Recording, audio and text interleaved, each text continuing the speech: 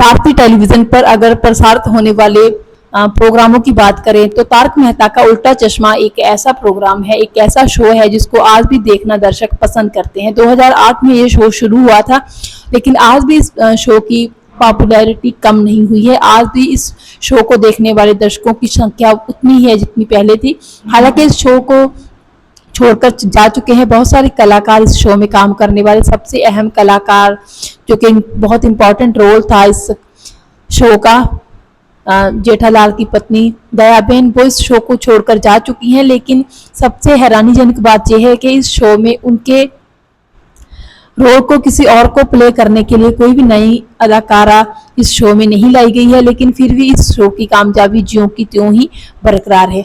और सबसे हैरानीजनक बात तो ये है कि इस शो में बताया गया है कि दयाबेन अभी अपने मायके गई हुई है अहमदाबाद।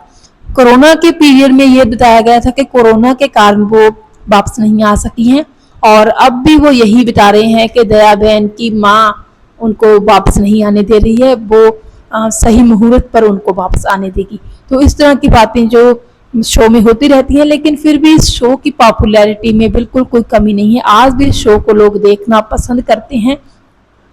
इसका मुख्य कारण ये है कि इस शो में जो कंटेंट है वो बहुत ही पारिवारिक है, पारिवारिक सी बातें होती हैं, क्योंकि जो पूरा शो है वो एक सोसाइटी के ऊपर आधारित है।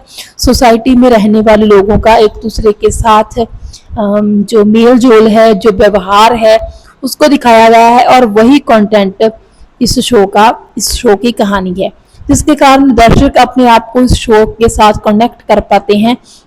और भारतीय मूल्यों और सिद्धांतों की बात की गई है इस शो में, और पता नहीं इस शो में जानबूझकर किया गया है या फिर ये अनजाने से हो गया है। बाकी सभी तो बहुत अच्छे से चल रहा है, लेकिन मुझे लगता है कि ये शायद एक अनकॉन्शियस माइंड से हो गया होगा कि जो अब्दुल का किरदार है वो एक मुसलमान किरदार है, लेकिन वो दिखाया ऐसे गया है जैसे नौकर का किरदार हो। वो सोसाइटी के काम करता है और सोसाइटी में ही वो रहता है, लेकिन कभी कभी फिर सोसाइटी वाले उसकी बातों को, उसकी कुछ जो वो डिसीजन लेता है उनके वो अपोजिट हो जाते हैं। जैसे दूध का फैसला लिया था अब्दुल ने कि वो दूध के दाम थोड़े से बढ़ा देगा, लेकिन सोसाइटी वालों को इस बात से बहुत ज़्यादा नाराज़गी होती है, क्योंकि उनको लगता है कि इससे उनका बजट हिल जाएगा, और अब्दुल ये बात जो है लॉजिकली नहीं कर रहा है।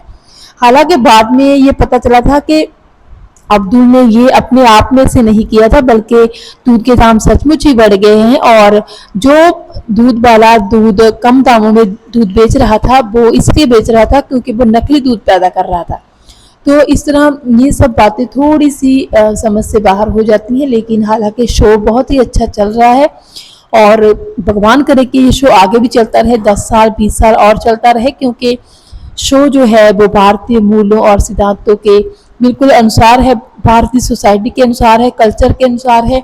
कोई भी डबल मीनिंग बात नहीं है, वल्गैरिटी नहीं है, और सब कुछ बहुत अच्छा है। और यही उम्मीद की जाती है कि इस शो में दयाबेन का किरदार जो है वो फिर से वापस आ जाएगा, क्योंकि वो इस शो की जान है। अगर वो इस शो में दोबारा से वापस आ जाती हैं तो दमदार हो जाएगा ये शो और भी। बहरहाल आपकी इसके बारे में क्या राय है, कमेंट सेक्शन में ज़रूर बताइएगा।